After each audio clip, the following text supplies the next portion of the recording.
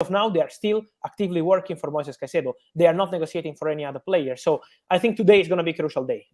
Tonight, we have to understand if Arsenal will try to beat the game or if Arsenal will leave the negotiations. And in that case, what they will do on deadline day. But as of now, they are still working while we're speaking on Moises Caicedo. Arsenal and Chelsea have two of the teams that have dominated this January transfer window in terms of the headlines, the news. They've really, really gone back and forth. And one player that Chelsea seems desperate to get is Enzo Fernandez, World Cup winner with Argentina. I mean, what is the latest, Fab, with this saga? I thought it was done 1 second. Now, is it back on? Yes, it is. It is because Chelsea are hardly working on Enzo Fernandez deal. The whole club is involved, Todd Bowley, Baghdad Dali, the whole structure of the club. So all the directors, Christopher Vivel, Joe Shields, all the people into the club is actively working to get this deal done. It's not easy because of Manuel Rui Costa, the legendary midfielder who is now president of Benfica. He's really trying to keep the player in every single way. He's trying to push to keep the player and sell him in the summer, not now. But what Chelsea are doing is something really important because they are offering 120 million euros, which is the value of the release clause, but not triggering the clause because they want to pay with installments. So maybe in 2-3 years, this is what Chelsea are offering for Enzo Fernandez. Benfica want 120 million euros paid now. So the release clause. This is why at the moment the deal is still complicated, but Chelsea will push. Chelsea will insist because they know the player wants to move. They know Enzo will not create any problem. So Chelsea will try in the next hours. They're having a meeting right now. They had a meeting yesterday night. So Chelsea are trying in every single way to sign Enzo Fernandez. So I'm sure this is going to be one of the big stories of the final hours because Chelsea are not giving up. Mm-hmm. Will this be the last Chelsea signing we see in this window, Fabrizio? Or there's other priorities? I think more than this was impossible, honestly. They signed like 7 or 8 players, so it would be impossible to sign more players. But let's see if it will be Enzo or any other midfielder, because we know that in case Enzo deal won't go through, they have some other option in the list. So they want to sign a midfielder. This is the priority. But as of now, is Enzo. No other options, no plan B. They really want to go for Enzo, and I'm sure they will fight in the next hours to get it done. I'm waiting for the Tom Brady announcement from Fabrizio here for Chelsea. Here we go. Tom Brady arrives at Stamford Bridge. Love to hear it. Listen, what do you think the biggest problem is in trying to get this deal done? Obviously, Enzo. Now, this is what many people are forgetting here, Fabrizio. What's happening with the player? I mean, we're hearing from Benfica. Benfica want to know, oh, this is our guy. You've got to pay over the top if you want him. That's why the price tag is so high. Chelsea are saying, we're going to try and get him. Other clubs are saying, we're going to try and get him. But Enzo is quietly just going about his business right now. We're not hearing much from Enzo Fernandez. What does the player want to do? The player will never be an issue in this deal. The player, if Chelsea and Benfica reach an agreement, Enzo Fernandez gets on the first plane and goes to London. So untold, no problem at all. Enzo would be super happy to join Chelsea. But also Enzo wants to be respectful with Benfica. He knows Benfica are trying to keep him because they love him and he did something important for Benfica, but also Benfica helped him to arrive at top level. So Enzo is not creating any problem, but Enzo's priority is to join Chelsea. Enzo wants to go to Chelsea. Enzo dreams of Premier League. And so for sure, the player is not going to be an issue. The only issue is Manuel Rui Costa at the moment, Benfica president, because he always stated in public that he wanted to keep Enzo Fernandez, release clause or nothing. So it's now on Rui Costa to decide if he wants to sell the player, because at the end it's 120 million euros. Then if it's paid right now or in 2-3 years, it's still 120 million euros. Big money for a player. They paid 10 million euros plus 18 add-ons in the summer, in August, to sign Enzo Fernandez for River Plate. And then 7 months later, you are selling the player for 120. This is incredible business for Benfica. So this is why it's up to Rui Costa, not to us. We also know that they are a selling club as well, Benfica. They are a club that like to do great business. And over the years, they have done some incredible deals. So congratulations to them for having yet again another talent. You're watching House of Champions. It's Ian Joy with Fabrizio Romano. There's Nigel Rio-Coker and Michael Lahoud with you. We know we're having some technical difficulties. Hoping you can enjoy the show right now and listen to the great man Fabrizio as we discuss the transfer market. It is hot right now. We turn our attention to Tottenham Hotspur. We got a question coming in from Pedro Costa. He's asking about Porro, first and foremost, and also Bellerin. I mean, this is an interesting subject because Pedro Porro deal still doesn't seem to be done yet, but Bellerin's name being thrown in there is very interesting to me. Crazy story, Pedro Porro. I think this January transfer window was full of crazy stories, of hijacks, of problems. Was a really particular window. But what happened? On a Saturday night, there was full agreement between Sporting and Tottenham. The player said goodbye to the fans after the game with Porto, crying. So the message was pretty clear. He was prepared to fly to London and have his medical on Monday morning, so a few hours ago. But then what happened? Yesterday night, Sporting communicated to Tottenham that they were not accepting some of the payment terms details. So they changed the conditions of the deal before signing the contracts. The player was in a shock because he was prepared to fly to London together with his agents and undergo medical tests. So it was a really tense morning between Tottenham and Sporting because they were speaking, and I'm told they are still negotiating, so the deal is not off yet. Tottenham are still working to get it done, to get it over the line, and to bring Pedro Porro to London as soon as possible to do his medical tests. So conversations are still ongoing, but Sporting changed the conditions of the deal. So let's see what happens now with Tottenham. There are conversations ongoing. The player wants to move. The player is pushing to go to Tottenham. So let's follow this one in the next hours. And Bellerin will go to Sporting in case they will complete the Pedro Porro deal with Tottenham. So Sporting have an agreement close, really close, with Barcelona for Hector Bellerin. Would be a loan move for the Spanish right back, but it will only happen if Pedro Porro joins Tottenham. So this is the domino of right backs, and let's see. We've got a question coming in real quickly, Fabrizio, before I let the guys go here. Felipe, he's asking if Manchester City could potentially hack this Porro deal, because we recognise that now you're seeing fullbacks departing Manchester City. Is there a chance that Porro could end up at City?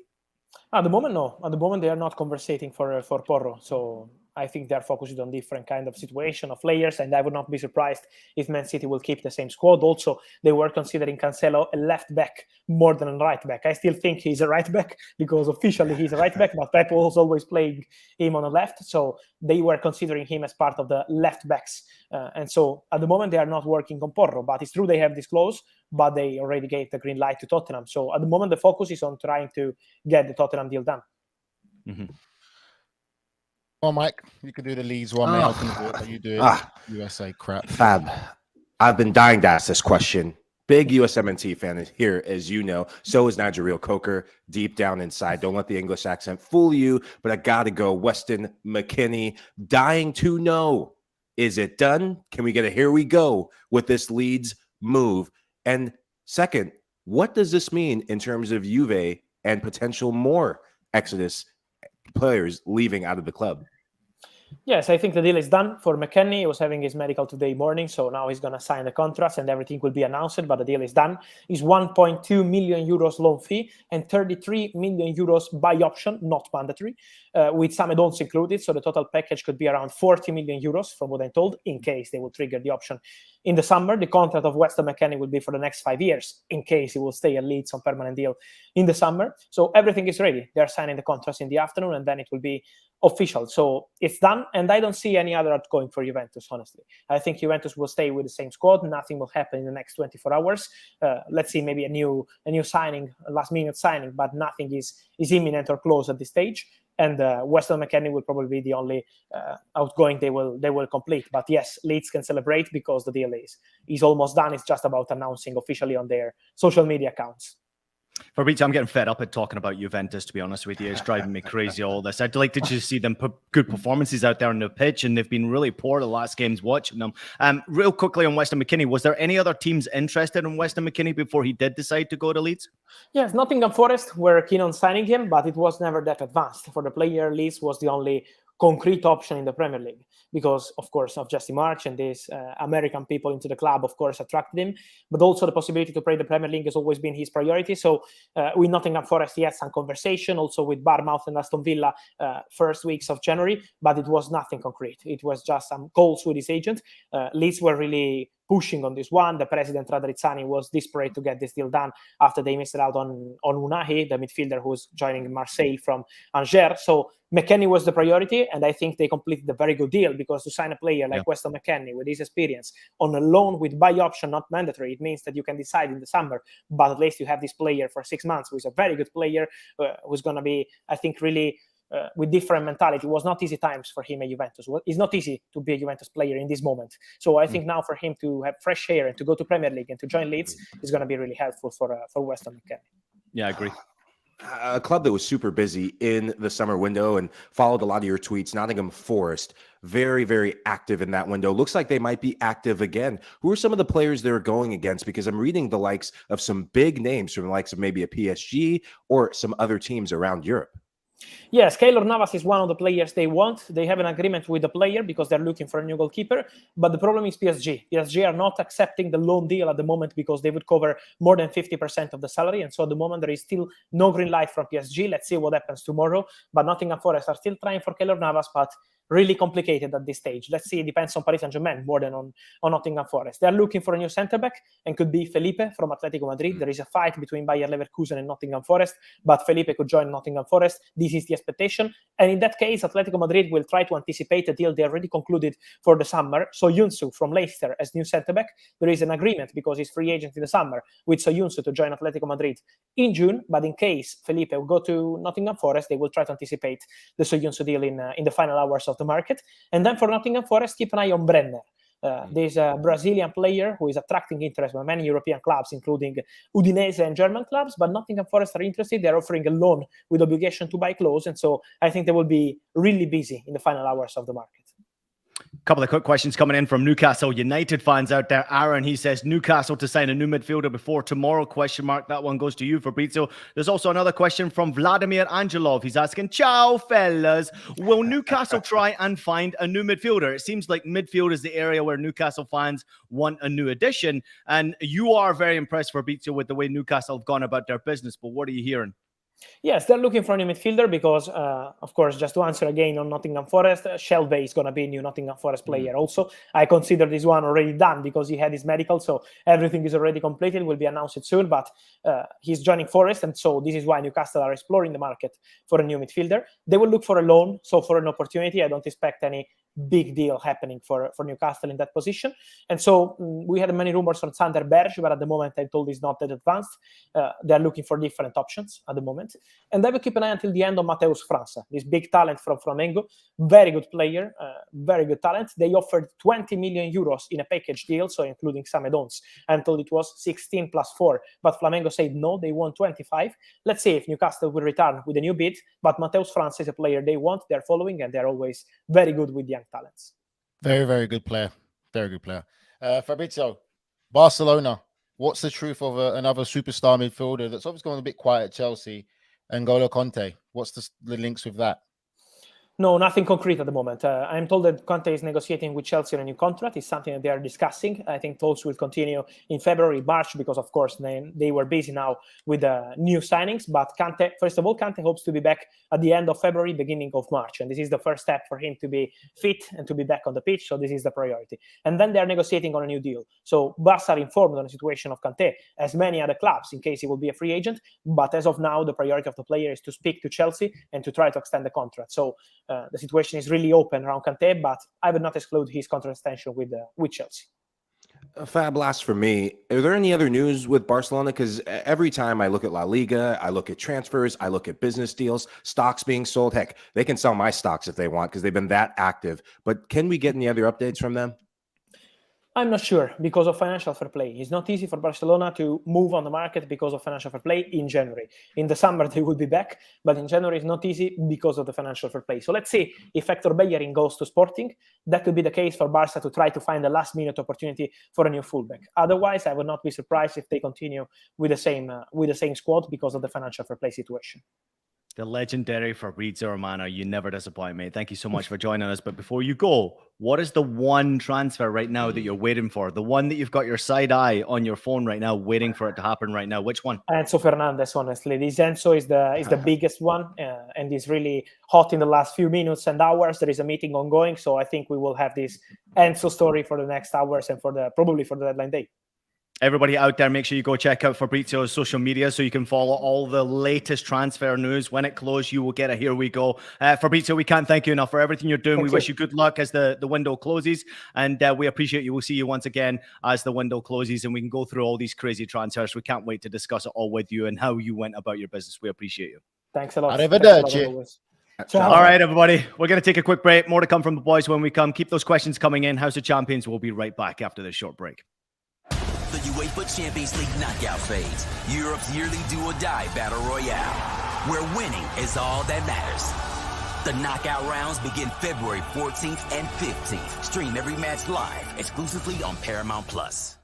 All right. I just want to say stay up to date with every single story and every heart-pounding moment from the world of elite soccer with the Golazzo Starting 11 newsletter from CBS Sports. It's your ultimate guide to the beautiful game, taking you beyond the pitch and around the globe with expert analysis of everything you need to know in the world of soccer. Sign up today for free at cbssports.com/Golazzo. Once again, it's the Golazzo Starting 11 newsletter, and you can sign up for free at cbssports.com/Golazzo. Welcome back, everybody, to the House of Champions. You enjoy Nigel Reo-Coker, Michael Lahoud, and we welcome into the House of Champions. Let's give him the golf clap, James Bench. All right, how we doing? All right, mate. How's things, mate? How was your weekend? That accent just spoiled the golf club. All right, how you doing? No one's ever sounded like that. You thought that was going to be a more sophisticated entrance. All right, I thought I just walked in. I thought I just walked into a black cab there. Oh, hi, mate. Yeah, How you doing? James, you sat there and you listened to everything that Fabrizio was going through before we get into, obviously, what's happening at Manchester City with João Cancelo's move. And I'll discuss a little bit of Bayern Munich. Anything interesting there that piqued your attention? Not really. It's look, you know, I mean, Fab is obviously the master of this, but it is the day before deadline day. I'm spending all my time either writing or looking at my phone. But I mean, obviously, it's really intriguing what's going on with Enzo Fernandez. It's fascinating to see Chelsea just sort of incapable of stopping themselves, and the fact that they've finally got to a position where the central midfielder they need, they're going for so late in the day. But it doesn't necessarily feel like it's been that joined up. They obviously could have had him weeks ago if they'd just paid the release clause. Then the whole Moises Caicedo side journey. It's all been very strange and intrigued to see what happens with Caicedo as well, no doubt. Yeah, I'm going to jump on what James is saying. I think for me, the most interesting thing this whole transfer window has to be the club Chelsea. Because when you look at all these signings, in your head, whether you're a fan or not, you're looking at how these signings are going to mesh, what this means for Potter going forward, because he's come out and said that he's not been involved, and it just looks like a bit of a shit show at Chelsea. That's just the reality of it, really and truly. And going for Fernandez, it's just, for me, it's just extraordinary. The amount of money they've spent, the players that they've got in, there's no other club to focus on but Chelsea this window. This has been Chelsea's transfer window. On that note, let's turn our attention to Manchester City and what's happening there, Nigel. This has been a bit crazy. Actually, I find this transfer from João Cancelo to Bayern Munich very interesting. Obviously, very happy as a Bundesliga fan to see how they're going here. But João Cancelo, I thought he would have been someone who was very happy at Manchester City. I would have thought that someone who's not frightened to fight for his place in the starting 11. Am I sensing here, Nigel, that there's a bit of an issue with Pep Guardiola and some of his players? Listen, I keep going back to that Tottenham game, and I've told you that. Pep Guardiola is someone who keeps his cards close to his chest. He doesn't really let his emotions out that much unless it's certain things he wants you to know. That reaction from a top-class manager talking about motivation for the players and the fans tells you a lot, because that is the biggest probably outburst I have seen from Pep Guardiola being a manager when it comes to publicly talking about his players, because normally he's very quiet. I feel that there's a lot going on behind closed doors. I feel that there's a lot of unhappy players at Manchester City, and especially from that. And let's just say Pep Guardiola's man-to-man skills aren't the greatest, or they are good for a couple of years until he's not really, you're not in his good books anymore. I'm surprised that João Cancelo doesn't get a lot more playing time. I think he's a top-class player. I think he's great for any team that takes him because of what he brings, not just in the attacking sense, but defensively he's good as well. But if you know how to use him and utilize him well, he is very impactful as a player. I just think that there's a lot of cracks happening in Manchester City, in my opinion. I think there will be some questions now about Pep Guardiola staying there long term. I don't feel that he can take them any further. I still don't feel he'll be able to build a squad good enough to win the Champions League. And I think that this is just the first of a few things that's going to happen at Manchester City that's going to surprise us. Nigel, in the last few seasons, City have done incredible. But in the last few seasons, they've had so many attackers. This year, with the transfers coming in, they are overloaded with defenders. Look at how many center backs they can pick. They have 3, 4, 5, 6 at a time, given who's going to how start many players. Who are their left back options if when Cancelo goes? Nathan Ake's been playing over João Cancelo. Nathan Ake is naturally a center back, but he can play both positions. Guardiola has wanted Nathan Ake more than Cancelo. And if you're João Cancelo, you're playing out of position. You won him a Premier League title. You were the best left back when you were natural right back last season. So as a player like him, I would feel disgruntled. I would feel betrayed when I did what I did last year, and now I come in this year, and you're bringing in a player who wasn't even part of the fold, and now he's your first choice guy. He should have played better. Do you think Pep's shedding a tear right now about that? Like, Pep's been in this business so long now. That's the thing. But that's the thing with this. Pep has to be careful. João Cancelo, yes, if you're Pep has a history of letting players go who are not happy. Gabriel Jesus, not happy, gone. Raheem Sterling, not happy, gone. But if one goes and the next domino of players go who have gotten you the success at City, you have to be careful, because I don't know if I agree with that. That's a talented core. I don't know if I agree with that. I think the mentality, I mean, it even goes back to your club, Manchester United. Sir Alex Ferguson used to do it great. You know, when the time was up for a certain player, he was done with them, and it was next man up mentality. Manchester City, we must not forget, have all the money in the world to be able to buy whoever they want to buy. They have a terrific squad of players. Obviously, it's an interesting question as to who's going to come in and replace him in that position as a set player. But, you know, I think at the end of the day, Pep Guardiola, like the boys are saying here, probably is not losing much sleep over this transfer getting done. I'm a bit disappointed, like Nigel pointed out. I think he's a fantastic player. And when he plays, I'm always on the edge of my seat because he loves to get forward with absolute fluency. And in many ways, James, I think he'll actually be suited into the Bundesliga better than he will be in the Premier League, even though it was great in City's first team.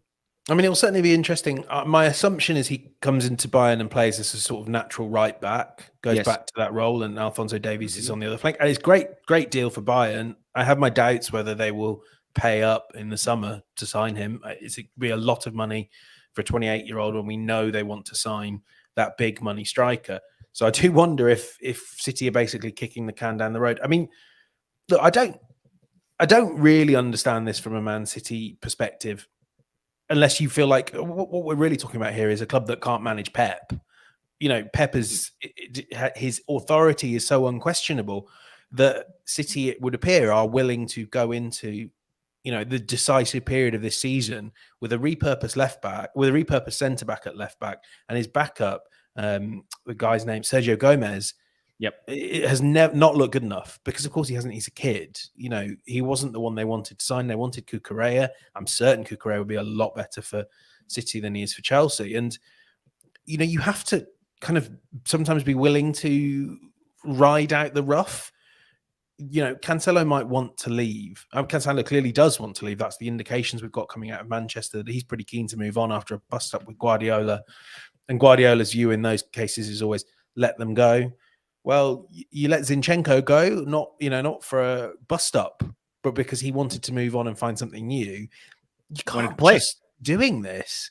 You can't. But that's the point, though, James, isn't it? Because the whole Arsenal rant said about, Arsenal haven't been in the top of the Premier League or won a league title in 2 decades, and then they've got Gabriel Jesus and Zinchenko, who both players left your club, and you're praising them of what they've done and how they know how to. They know how to win. Yeah, and they know how to win. Then you're crying at your club, so why don't you just treat them better? There's a fine balance for me. And I think, what about James and Ian? What's your thoughts on Diaz as well? Because Diaz is another one that hasn't really been getting a tremendous amount of game time at Manchester City. And it was interesting to see what he said. I will pick up on Diaz, but it was interesting to see what he said about Foden, where he said that Foden was not sufficiently match fit, and he wasn't coming back from an injury. You know, there was criticism there, and we've seen Foden drop out of contention a little bit. I mean, the strange thing is this has happened before, and you know, City have kind of ridden it out with Bernardo Silva. I mean, he's the obvious example. He wanted to go, was it the season before last? And they just said, you know, in the end they kept him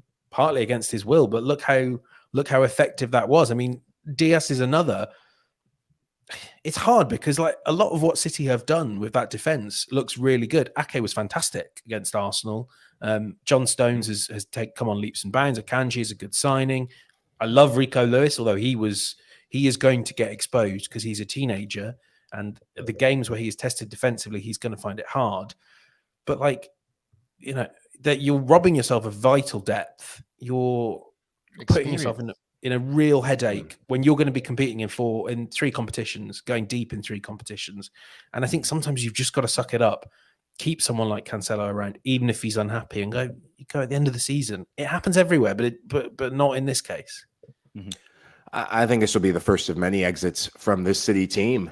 You look at the players who they brought in who are playing, as I said before, and you look at the players who are still there or might be leaving that are expecting to play. These are guys who are starting for their national teams. And as Ian, you said it with Bayern, I'm going to say it with City. Looks like there's something wrong with Manchester City. Wrong. Yeah, I mean, Jesus Christ, there we go. It's the label.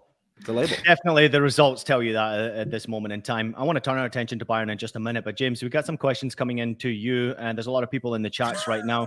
One really interesting question here, if I can find it, it was from Yo Z1. He's asked, can it be Tierney that is the left back that Manchester City will try to buy? It's actually an interesting question with what's happening at Tierney right now at Arsenal. I can't imagine that would be the deal that they would go to, but I do enjoy watching Tierney play. We also have other people jumping in. Aaron saying, can I ask questions to James Ben? You absolutely can, Aaron. I see you there, obviously throwing a ton of questions in. So we will try to get as many as we can out to James while we got him as well. But James, let's touch on the Tierney one, and then we'll turn our attention to Tielemans real quickly on Arsenal. It does make a huge amount of sense to me, just from the perspective of the reason that he might, and that parties are open to offers and new places of work in the summer, as we said on House of Champions last week. The reason is he doesn't really fit what Arteta wants. He wants someone that can invert, that can build play, to be function like a midfielder, and that's what Guardiola will want as well. I mean, certainly from everything I've heard, this isn't like Tierney's not likely to move in the coming day. So I mean, maybe in the summer we'll see. He will certainly not be short of takers, and if you can find the right club, I think something can be done there by all parties. But don't see it happening between now and in the next 18 hours, which could make me look very foolish. 24 hours, however long it is. Oh, well, you never know, especially with the transfer window closing. You just never, ever know. Okay, last questions real quickly on Arsenal while we got you here, because Aaron is desperate to get the questions out there. He wants to be heard. This one here is, I want to know if Tielemans is regarded as a serious alternative option to Arsenal if they give up or fail on Caicedo. I mean, also, I'd like your opinion on what's happening with Caicedo right now in this whole negotiation process. I mean, are Arsenal willing to get sucked into overspending on this player? Oh, don't say overspending. Yeah, overspending for a 21-year-old with an impressive early track record in the Premier League. That's me saying I don't know. Obviously, Arsenal's latest offer, which was 70 million, was rejected. I haven't had an indication yet that they will definitely go back in a third. It's what everyone expects, but I haven't had that confirmed yet. Tielemans, the trail's gone a little bit cold on that one. We know they want Rice for the summer. I know there are other irons in the fire. I mean, I mentioned Ibrahim Abamba on Twitter as a player that they may look to. He's a more natural replacement for Partey, and that's kind of their view, that they want someone that can come in, and though it seems Thomas Partey won't be out for too long with the injury he picked up against Man City, they would like someone that can step in and fill his boots, which Tielemans isn't a natural one. I don't want to say no, but I don't see it as being a starter. So it's not a definite no, but I think it's quite unlikely that Tielemans is the one they'll go for. But they do really want to get a midfielder. They know as well as everyone else does that this could be a once in a generation opportunity, and they don't want to let it pass by and not kind of take a big swing at things. Ian, I'm gonna have a little dig at you, mate. Listen, Caicedo is not an overspend for me. That is not an overspend. How much is he worth, Nigel? Listen, with the values of some of these other prices of midfielders, I'm telling you, if you even have to go to 80 to 100 million, I would go for that for this kid. His age, his injury record of how he doesn't get injured. He's an old school box to box midfielder that can also play in all these different systems that managers play. He's good at getting the ball off the back four, comfortable and composed, makes those forward passes. He's a ball winner, reads danger, knows how to stamp out danger, also has the ability to make things happen in the final third. He is your complete midfielder with an engine on him. I'm telling you, this kid's potential in the right environment and right atmosphere, the potential will be frightening. He really is a top. I'm telling you, this kid has the potential. And I think the one thing I want to say quickly before James jumps in, I disagree with the manager, Roberto De Zerbi at Brighton, how he's handling this situation, because I hate when managers do that. This is a young player. Huh? When they leave him out of the team? When they leave him out of the team? No, it's not when you leave him out. It's when you come out and say, oh, it's a mistake and this and that. Like, I hate when managers don't act like they've played the game and put themselves in a player situation. And it's no disrespect to Brighton. Brighton are a fantastic club. We give them a lot of credit for what they do. If a bigger company comes for you and he's going to offer you more money, which is going to be financially benefit for you and your family, we've got a chance of winning the Premier League. Don't act like you're going to sit there and say, oh, no, I want to stay at Brighton. Put yourself in the player's shoes. You've been there. You've seen it. Just say to the player privately if you want, listen, just perform for me and we'll make it happen. But don't call it out like what he's doing is a bad thing, especially when you don't really know the player's family background. When obviously we saw the Instagram post when he talks about, let's have that human element. Because I hate when managers do that kind of nonsense.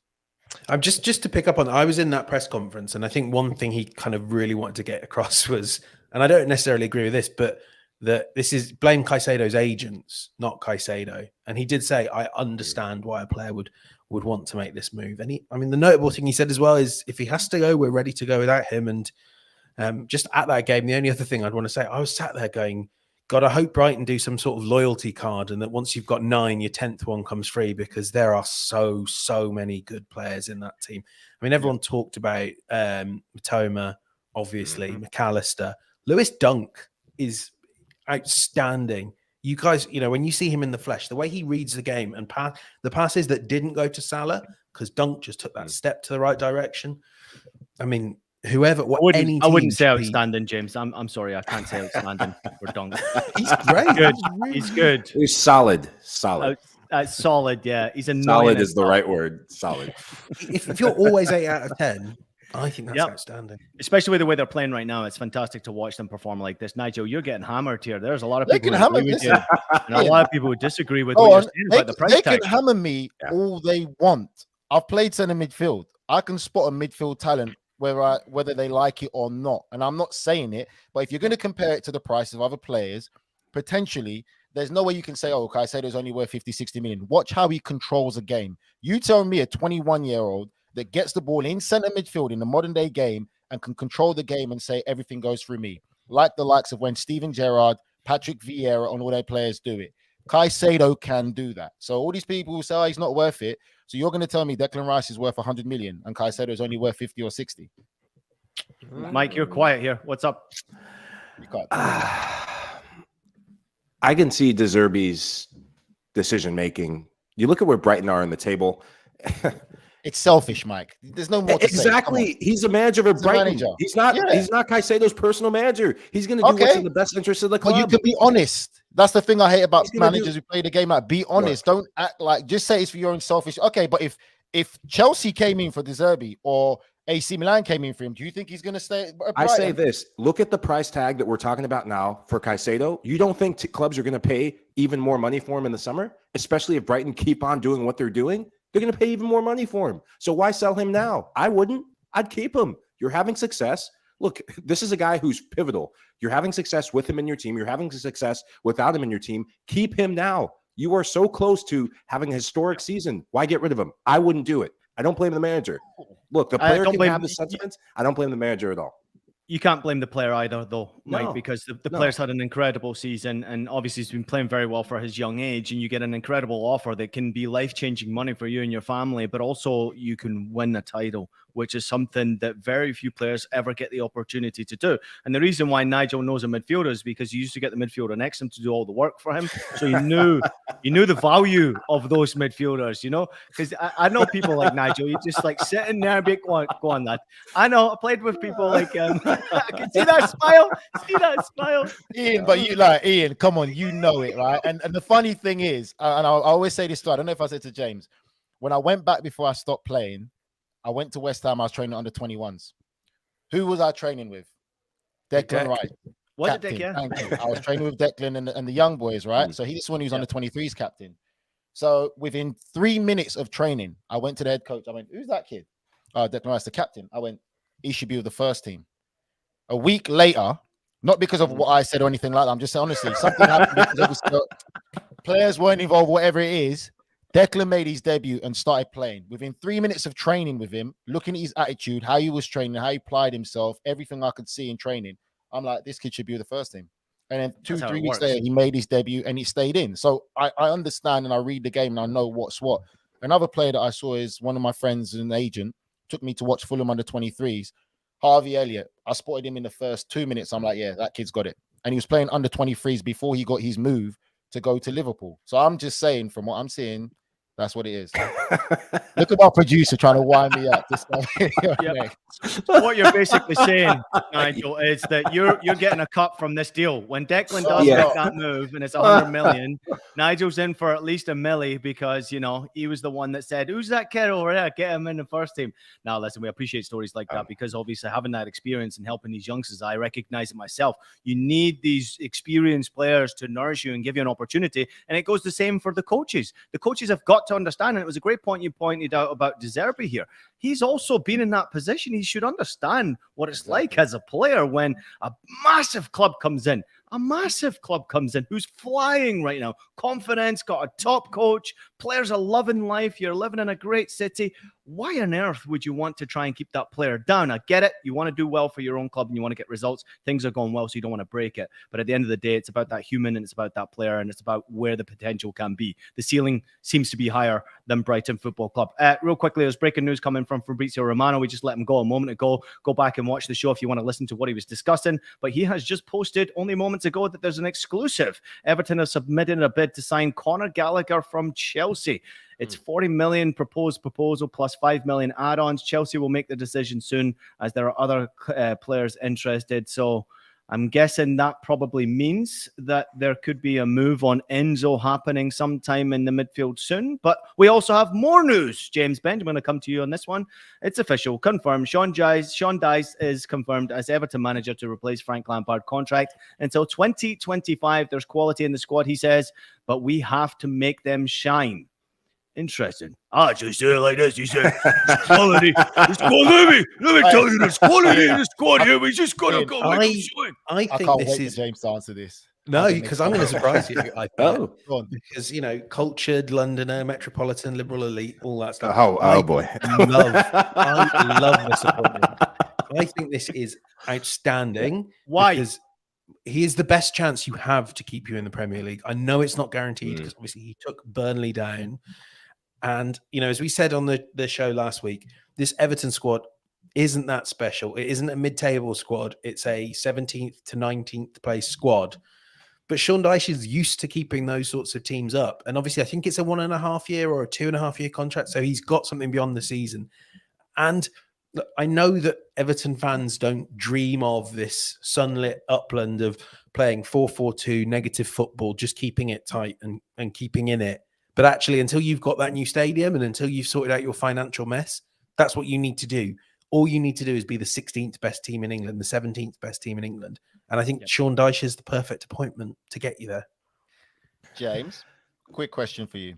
Do you honestly think that Sean Dyche has the players at Everton now to be able to play Sean Dyche's way and do what Sean Dyche wants? Because that dressing room there are some fractions in that dressing room. There's some egos in that dressing room, as long as it's a mesh of players, but there's some big egos. That is definitely a bit of a worry. I think if you start on those foundations, yes, he does. I mean, if nothing else, he's got James Tarkowski and Michael Keane. I mean, that was Burnley's centre-back rotation for quite a while. Yep, Connor Cody as well. He's got Dyche centre-backs. He's got Dwight McNeil. Maybe you can get a tune out of him. I think there are a lot of, like, the higher up the pitch you get, the more unreliable it becomes. Conor Gallagher, though, is like a perfect Dyche player. He runs around a lot. You think he's kind of a bit busier than he is.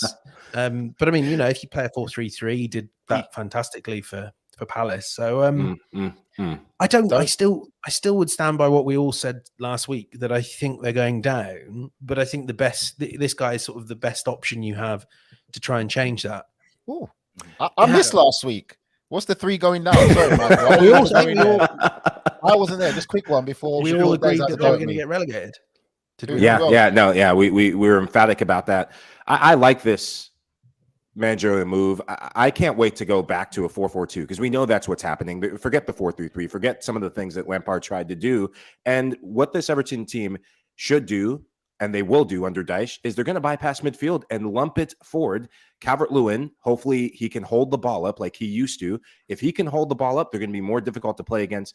But Everton need to stop leaking goals before they can worry about what's happening offensively. I know they need to get points. I think Sean Dyche, he has proven that with Burnley, that he makes his team so difficult to play against. I think he'll do his best to do that with Everton, but it won't change their fate. They're still going down, down, down. Ian, question for you. Go. If you were Conor Gallagher, would you go to Everton, or would you say, you know what, let me try and see if I can force a move to Crystal Palace again? Where will be the better fit?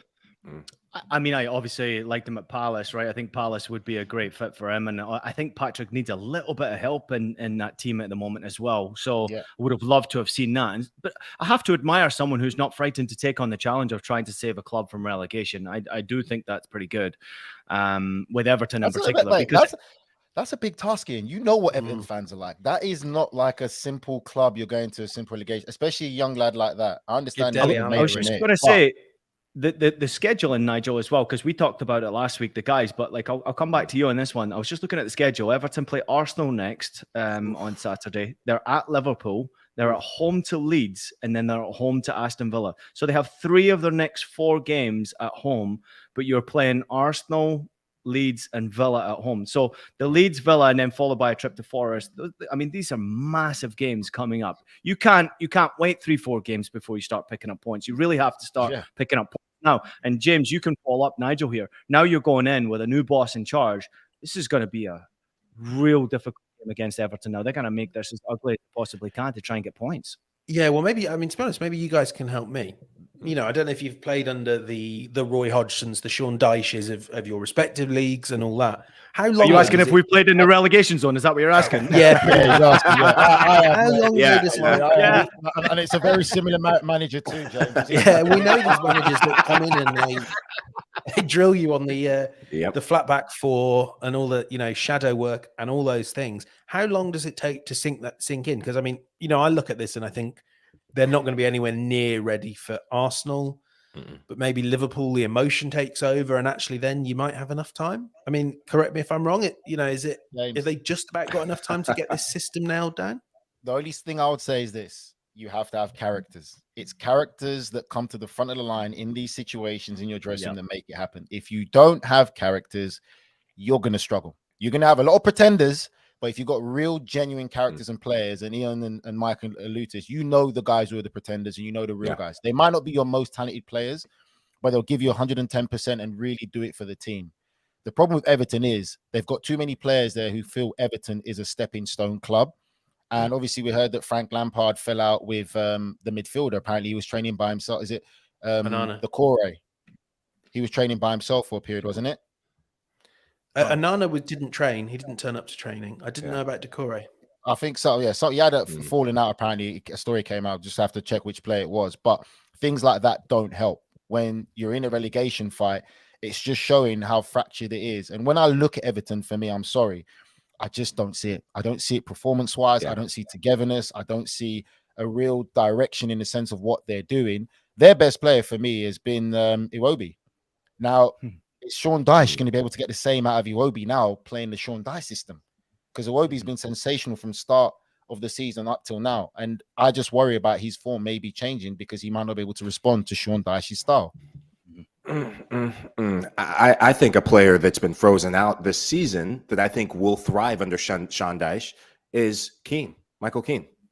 He's a guy that I think does much better when he has very simple kind of tactics put in front of him, has a screen of a back or midfield 4, and then just get the ball out of your feet and lump it forward. The thing that Everton need to do under Sean Dyche, and I think the thing that they will do, is getting their wide players, whether it's Alex Iwobi and Damari Gray, which I think that will be their 2 wide players, getting them to and try and win second balls. Do the simple things well when things aren't going your way as a club, and you'll start inching forward, getting back in the positive track. I'm with you, boys. I'm not going to add much more because we're out of time, but I think Everton go down this year. I've got a ton of Everton fans as well who have been clinging on to life for about 30 years. And unfortunately, I think this could be the year where it eventually happens. Sometimes it's amazing to me that we just have these conversations and I forget that a lot of people are tuning in to watch our show. And I see all the comments coming in and we appreciate you for dropping in your comments, but we do get carried away. We are all very close friends with one another. We all have a lot of respect for one another, but we have a lot of respect for you guys out there as well. And all your comments are seen and heard, and a lot of them we try to share as much as we possibly can, especially when they're criticizing Nigel Rio-Coker. We were going to discuss Bayern Munich, but unfortunately we've run out of time. So there we go. Hey, boys. Don't you try and end it now. Des can give us 2 minutes on this. So now Bayern Munich get Cancelo, Ian. Are Bayern going to win the league again? Have you been watching any of the results or Bayern's performances? Have you seen any of them? Losing? Have they been They losing? haven't been Like, losing. You act like you've not seen this before from Bayern and they go on and win the league. Like, have they been losing? Are they going to win the league? Just answer the question, yes or no. I will say this. No, listen, I think they do win the league. Yes, it's an obvious answer. But what I will say is that this season is probably the biggest chance that anyone else will have a chance to win the league other than Bayern Munich. If Borussia Dortmund can get their stuff together, if Leipzig can get their stuff together, they have a real shot here. And I don't want to say Union Berlin can do it either, because I think it's a big ask for a club like that, even though they've been fun to watch the last weeks. But this is their opportunity. Leipzig, inconsistent, but pretty good. They're doing a great job. That's the one team I think can do it. Dortmund, I don't think they have a chance. Far too inconsistent. Even though Royce has just come back, I think Dortmund are too inconsistent, and their defense is an absolute shambles right now. But the problem I've got with Bayern Munich right now is Nagelsmann's having a problem. The executives are jumping in. There's a communication issue right now inside that camp, and they don't have a killer. There's no killer up front there. You've got Choupo-Moting, who's been in a decent run of form, but I watched him in the last 2 games, and I thought, man, he looks like his age now. He looks like someone who's just a bit part player. He doesn't look like someone who can lead them to the title. I think they need that striker to lead them to the title, because without that, you've got problems with Serge Gnabry, who disappeared to Paris for the fashion week. Then you've got problems with, obviously, Sané keeping him formed. Then you've got Thomas Muller disappointed that sometimes he's not starting in the team. It's a big problem. They've got the best squad. They should win the league. I'm not sure if they win the league or not, but yeah. I don't know. Anybody else think that they can not win the league? Anyone else? Mike, thoughts? No? I'll make it very quick. I think that, as Nigel said last week, Nigel, I give you credit for this. Very quick for me, that Leipzig have the best chance. They're doing it without their best player right now. I think the likes of an Andre Silva, if he continues to take that responsibility in front of goal, and Szoboszlai, those 2 players, if they can continue in the form they're on, then Leipzig will have their best chance. Yeah, cracking players. I mean, I just want to see them obviously get themselves into a position where they can compete. I'll tell you right now, obviously we're going to get stuck into it next week because the Champions League is about to return. But Bayern Munich against Paris Saint-Germain, with the form that both of those teams are in right now, is going to be a bit of a shit show. We have no idea who's going to win that game. It's going to be it'll be a draw. It'll be 1-1 both games. Bayern. Oof. I'm back in Bayern to win that game. All right. An animal in the Champions League, and you bloody know it. Something that's get quite right at Bayern. And last point, Ian. If Everton go down, I believe this is the knowledge. Last point. Last point. Yes, last point. Yes, bugger off. If Everton get relegated, they'll be one of only 6 teams, is it, James, to have never been relegated from the Premier League. I think they might be one of only 6 who have been in the Premier League from start every season. Yeah. Wait a minute. You got Arsenal, United, Spurs, Liverpool, Everton. Were Chelsea not in it at the very start? No, Chelsea were. Chelsea, the other team. Chelsea, the other team. So we're down to 6. Yeah. But then they're obviously like Brentford have never been relegated from the Premier League. Good point. Yet. Anyway, can I just last point from James? Come on, the Blades. Really hope. Obviously, it was a real shame for them on Sunday that they didn't give Wrexham the tonking that they deserve. But I'll be rooting for them whenever the replay is. Wow. We all hate Wrexham in this house. Showing the loyalty right there. Hey, listen, you choose. It's up to you. I thought the story was awesome. I thought it was a great game, by the way. No question. I got to go. Producer Des wants us out of here. Appreciate everybody out there. Thank you so much for joining us. Fabrizio Romano, to everybody out there, I appreciate you for joining us as well. Thank you so much for your questions. Great questions as well. Keep the comments coming. Nigel and Mike, awesome stuff as always. James, great to have you back on the show as well. We're going to watch you closely. Make sure you go follow James, everybody, on his social medias. He's going to be talking a lot about the transfer window. You can catch him on CBSSports.com. Just want to let everybody know there that we appreciate you for listening to House of Champions. So please make sure you take a minute to leave us a rating and a review on your favorite podcast platform. We're available on Apple Podcasts, Spotify, Stitcher, and anywhere else you listen to your podcasts. We're also available as a video. So subscribe to us on YouTube and share the show. Also leave us a rating and a review. We love you. See you next time. Transfer window's about to close. We will see you then.